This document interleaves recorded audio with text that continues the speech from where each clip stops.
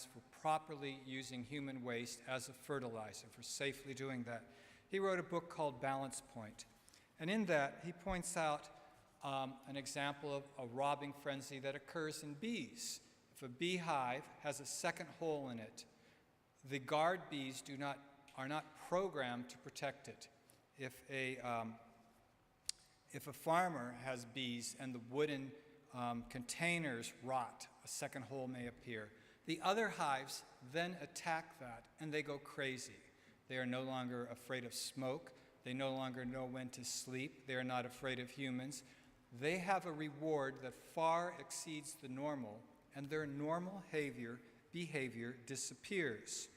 For some reason, honeybees, which are normally very organized, efficient creatures, and which have evolved almost perfectly sustainable lifestyle, will abandon their natural predilections towards sustainability and destroy each other when free honey becomes available. It's like people looting a department store during a riot. I submit to you that the same thing has been occurring with respect to oil. Oil is equivalent to free energy, and it has been occurring in the whole European model of empire, with slaves being a source of free energy, with the immigrants, the Spaniards first coming here, finding the natural resources, and with oil, with the extinction of the passenger pigeon. The passenger pigeon numbered 3 to 5 billion and has been estimated to be the largest population of birds on the earth, and we destroyed them completely in 100 years through the technology of the telegraph and the railroads, which allowed the telegraphing of their nesting grounds and when the flocks would appear for hunters to come in and collect huge quantities of them, ship them off to the big cities in huge barrels, killing as many as 1 million birds in one nesting season in one location. In 1872, the Ohio State legislature considered legislation to protect the passenger pigeon and decided not to do so. One of the reasons cited was jobs. And with that, I'll end my testimony. Thank you. I just have two they're not actually questions, I just want to make sure I've got this right. So in your first story, when you were talking about the truck cleaning, so essentially the public subsidized the cleaning through providing free water. To my understanding. And my experience in these hearings and stuff is that when you put it down the sewer system, it's a real problem with the life of your treatment facility because of the salts and other things, not necessarily toxics, but because of the makeup of that. So clearly that's putting a burden, if not something on. So the taxpayers are also subsidizing, correct, likely getting a new sewer system, correct, before it's necessary. I could also add that the township official who was sympathetic to it visited with our mayor. The water department knows about it, and our mayor knows about it, and it's still going on. It's still going on. Okay. So, to a lesser degree because the oil fracking around here has subsided. But the gentleman, the 94-year-old fella, was not compensated in any sort of way for his inconvenience, his loss of sleep, and potentially shortened life. In the summer, I visited them when they were cleaning some of these trucks, and the hoses are really strong. There was actually a mist coming off of the trucks as the fellow standing on top of it was blasting them and cleaning stuff off, and that mist was just wafting over.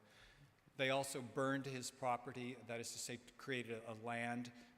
They created a pit with the gravel so that if anything did spill, it would disappear in the gravel. They had huge trucks on it, so one could say that that was a good reason for turning it all into a gravel thing.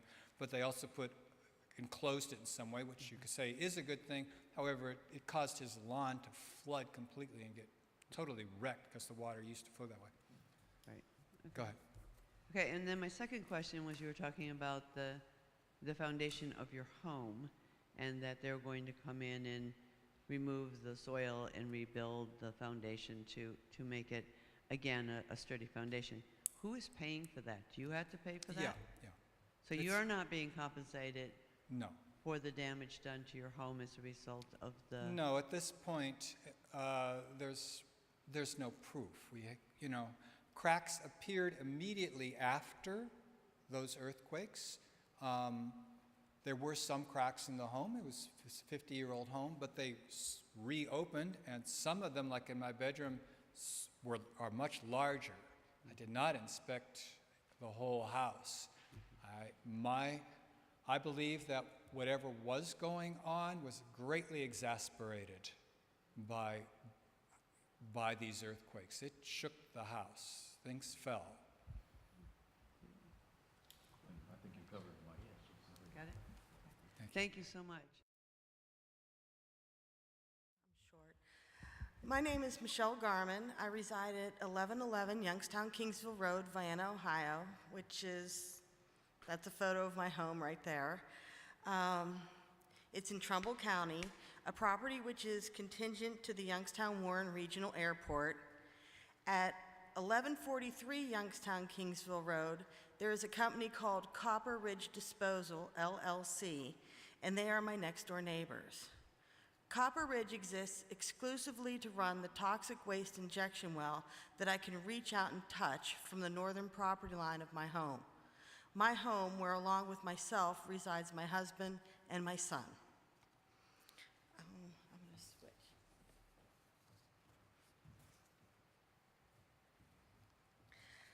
My husband learned that Cleese Development Associates, KDA, was seeking a permit for a fracking waste injection well from the legal notice in the Warren Tribune Chronicle. At that point, I started learning what fracking and fracking waste injection wells were. I did not like what I learned. Fearing what KDA wanted to put next to my home, following all the proper procedures, I started asking people to object to it being placed in Vienna Township, next to a residential home and in a non-industrial zone section of the township. I even approached our trustees at one of their regular meetings. So many people told me it was nothing to worry about and that I was worried for nothing. So many times I was told the state of Ohio could do whatever it wanted to. Then, in April of 2015, I remember it well because it was Easter, a KDA oil spill on Sodom Hutchings in Vienna Township left a slew of dead animals and many residents worried about their drinking water and their health. The photos in front of me are photos from that spill. The first thing that popped into my head when I heard the news was Love Canal. I remember in 1978, when I was only 9 years old, what the people there had experienced. I remember thinking, how do people get through something like that? I thought, that's it. There's no way that KDL well will be permitted on Youngstown Kingsville Road now. I was wrong. The state of Ohio and KDA Copper Ridge got to do whatever they wanted. My first concern was over drinking water and water pollution, along with oil spills like the one on Sodom Hutchings.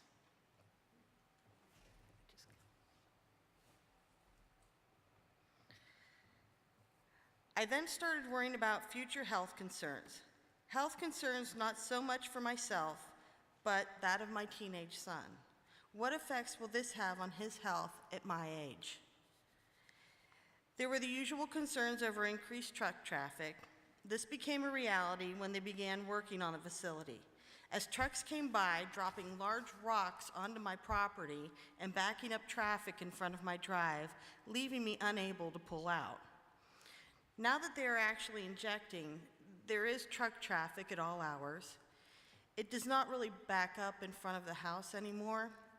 The strange thing is, though, that the most traffic through the facility is on weekends, holidays, and between the hours of 5 p.m. and 5 a.m. I also worry about air quality and air pollution. Every once in a while, we do get a slightly foul odor from the well. My husband says he can't smell it, but my son and myself catch the scent every once in a while. Then earthquakes. Who can forget the New Year's earthquake from the North Star well and the earthquakes that shut down the Weathersfield well not even 10 miles from my home? This reminds me that the other day I was talking with my cousin Valerie, who lives outside of Tulsa, Oklahoma. I was asking her about earthquakes due to fracking. Earthquakes due to fracking there, and she said it was no big deal anymore. My comment was, seriously? How do you get used to something like that? Valerie stated that when they first moved to Oklahoma, they never had earthquakes, but now they happen so often, she just is used to them. This left me thinking that this is something I never want to get used to. I now fear lightning strikes, along with possible fire and explosions. Are the emergency services in Little Vienna Township prepared for such things? Is 200 feet far enough away from such things? Then, not too long ago, I believe it was the start of winter, a warning light and alarm would go off sometimes when the trucks were dumping their waste.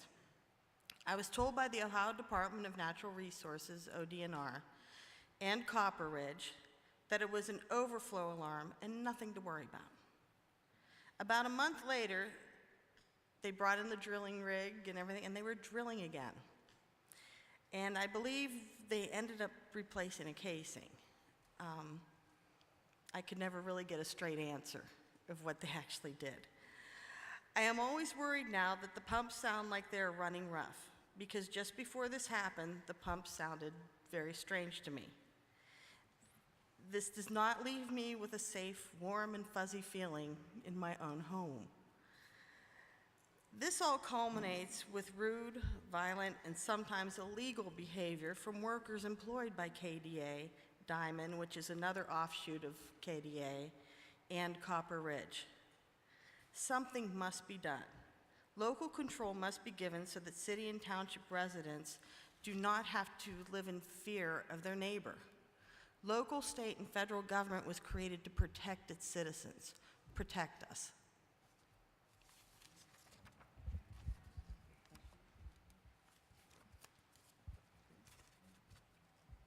So you said the pumps don't sound right, so you're worried. Can you hear pumps 24/7? I'm guessing, well, I guess I can hear them 24/7. You've got to remember, I'm used to living next to the airport, so constant sound is no big deal to me. But every once in a while, they get loud, and it's like a thumping sound.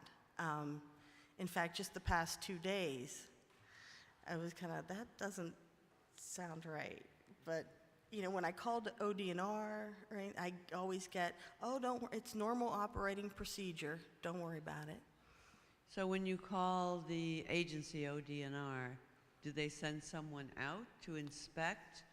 And is it in a timely fashion? So, you know, when the bells went off and it was no problem, I guess is what they were saying, but whatever the problem was, did ODNR come out and say, we're just going to make sure that those bells are not about an explosion or a blowout or a something? I mean, your house is like right there, and in the photos.